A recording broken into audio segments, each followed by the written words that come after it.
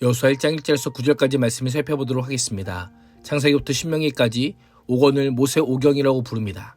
모세오경이 여호와의 약속의 책이라면 여호수아서는 그 약속의 성취의 책입니다. 이스라엘 백성이 약속의 땅 가나안에 들어가 그 땅을 정복하고 지파별로 땅을 분배받는 과정을 그린 성경이 여호수아서입니다. 신명기 마지막 장이 모세가 가나안 땅에 들어가지 못하고 모압 땅에서 죽게 되는 장면과 모세의 수종자였던 여호수아가 새로운 지도자가 등장하는 장면으로 끝을 맺는다면, 여호수아서는 모세가 죽은 후 새로운 지도자가 된 여호수아에게 가나안 정복의 명령과 그에 대한 권면으로 시작하고 있습니다. 1절과 2절은 여호수아를 향한 가나안 정복 명령입니다. 여호와의 종 모세가 죽자 여호와께서 모세의 수종자 여호수아에게 내 종 모세가 죽었으니 너와 이 모든 백성은 이제 일어나 이 요단강을 건너 내가 이스라엘 백성들에게 주는 땅으로 가라고 말씀합니다. 하나님께서는 가나안 땅을 내가 이스라엘 자손에게 주는 그 땅이라고 묘사합니다. 이러한 언급은 가나안 땅의 소유권이 하나님께 있음을 알려줍니다. 가나안 땅은 하나님께서 이스라엘 족장들에게 주기로 약속하신 땅입니다. 아브라함이 먼저 약속을 받았고 그 후 이삭과 야곱이 받았습니다.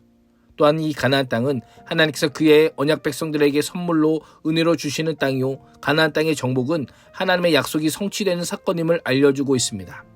이스라엘 백성은 언약 백성의 자격으로 그 땅을 유업으로 받게 될 것임을 말씀하고 있는 것입니다.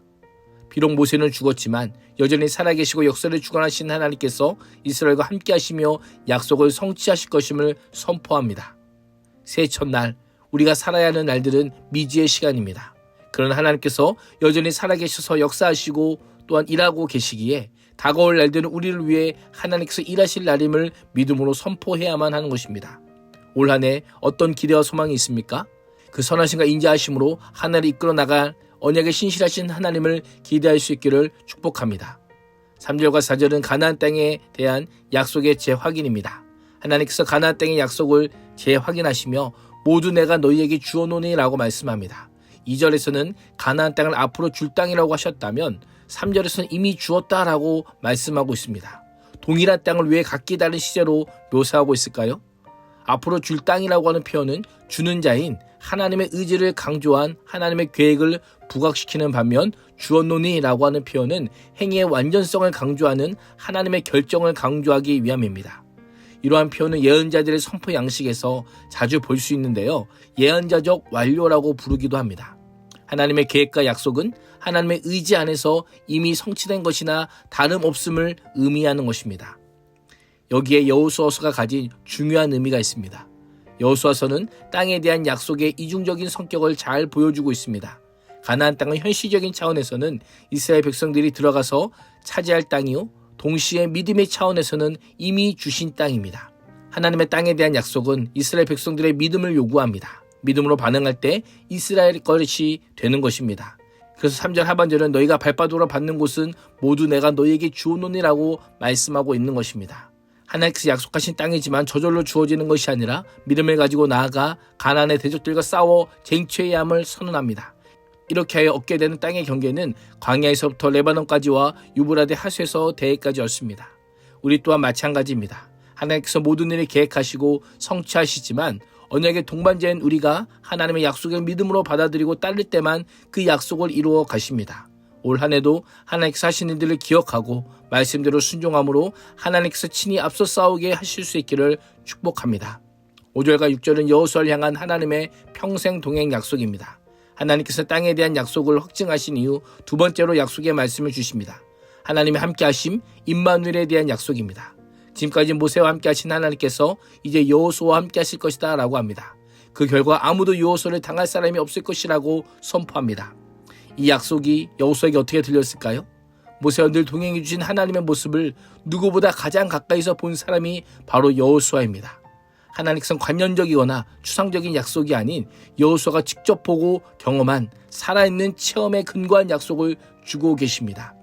5절 하반절에서 내가 너를 떠나지 아니하며 버리지도 아니하리니 라고 약속하시며 하나님께서 여호수아를 절대로 떠나지도 포기하지도 않을 뿐 아니라 혼자 있게도 하지 않을 것이다 라고 확증하여 말씀합니다.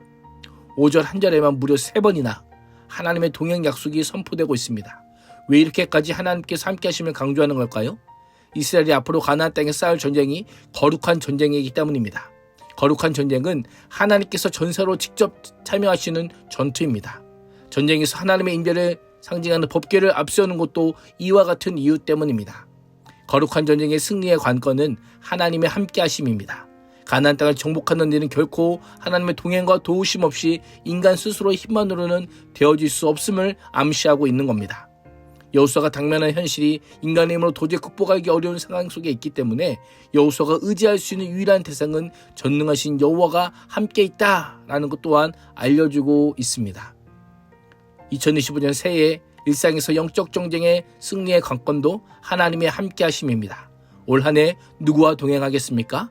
거룩한 전쟁의 전능한 전사이신 하나님과 동행함으로 영적 전쟁에서 승리할 수 있기를 축복합니다. 7절에서 9절은 율법을 지켜 행하라입니다. 하나님께서는 함께하심을 조건부 약속으로 소개합니다. 조건은 율법을 지켜 행하고 좌로나 우로나 치우치지 않는 것입니다. 율법을 충실하게 지키는 것이 하나님의 약속을 이루는 길이요 가나안 땅에서 형통하게 사는 비결임을 알려줍니다. 뭔가 이상하지 않습니까? 가나안 백성들과 수많은 전쟁을 앞두고 구체적인 전략이나 전술에 대해서는 1절 말씀하지 않습니다. 왜 그럴까요? 이스라엘의 승리가 전략과 전술로 무장된 군사력에 달려있지 않기 때문입니다. 율법을 가까이 하고 항상 묵상하며 지키는 것에 승패가 달려있기 때문입니다. 그렇습니다. 그리스도인의 강함과 담대함은 세상적인 스펙에 있지 않습니다. 율법을 그대로 지켜 행하는 것에 있습니다. 율법을 온전히 지키기 위해 죄로 율법을 묵상하고 입에서 떠나지 않게 하는 것이 세상을 이길 그리스도의 무기인 것입니다. 2025년 승리의 비결은 말씀을 입에서 떠나지 않게 하는 것입니다. 죄로 묵상하고 말씀에 순종하는 것입니다. 더 많은 실력과 능력, 자산과 부동산이 아닌 하나님과의 올바른 관계가 강함과 담대한 평탄함과 형통함의 비결임을 기억하는 올 한 해가 될 수 있기를 주님의 이름으로 축복합니다. 기도하겠습니다. 하나님, 우리에게 주신 약속의 말씀을 붙잡아 내 위에서 떠나지 않게 하시며 날마다 주여로 묵상하는 기쁨을 누리게 하사 평탄함과 형통함을 누리는 하나 되게 하여 주옵소서. 예수님의 이름으로 기도합니다. 아멘.